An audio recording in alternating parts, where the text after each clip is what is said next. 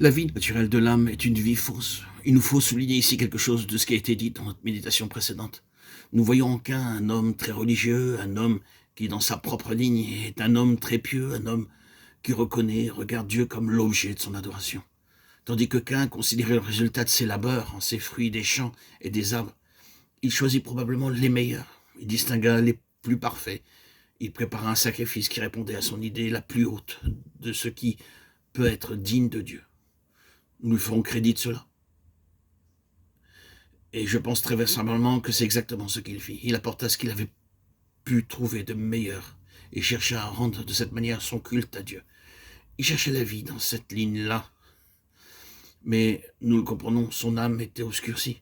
Et cette action de l'âme, cette énergie, ce mouvement, cette vie de l'âme, cette vie naturelle était une vie fausse. Elle le trompa, elle le séduisit, elle le poussa à agir d'une manière qui le mit en présence d'un mur fermé en ce qui concerne Dieu, d'un mur sans aucune ouverture, sans issue. C'est la pensée d'une vie fausse et séduite. Et nous est toujours ainsi de notre vie naturelle. C'est une vie fausse. C'est une vie séduite. Et elle nous a trompés jusque dans le culte que nous offrons à Dieu. Dieu ne peut nous tromper.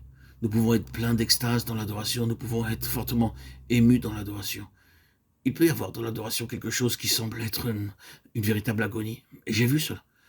Je suis entré dans des cathédrales en Europe méridionale et sur les côtés de la Méditerranée lors de la cérémonie de Corpus Christi et à d'autres occasions. Et lorsque l'hostie était élevée, j'ai vu les fidèles prostrés sur le sol dans ce qui paraissait être une agonie, poussant des soupirs et couverts de sueur. Et moins d'une demi-heure après, dans la rue, ils se servaient de leurs couteaux l'un contre l'autre. Oui, c'est une vie fausse, une vie séduite.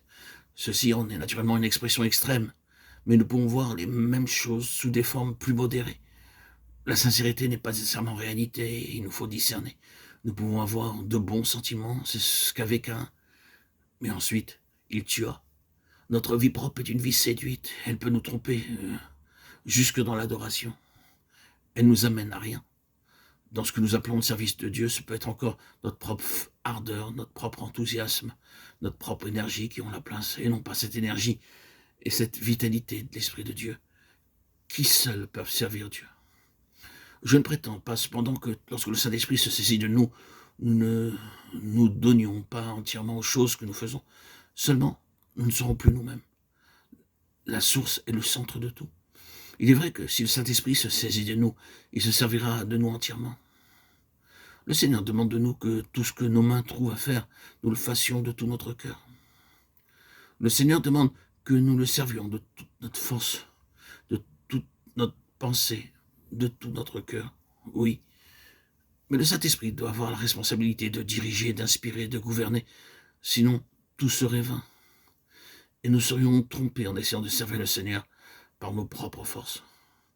Nous ne verrions alors aucun résultat vital.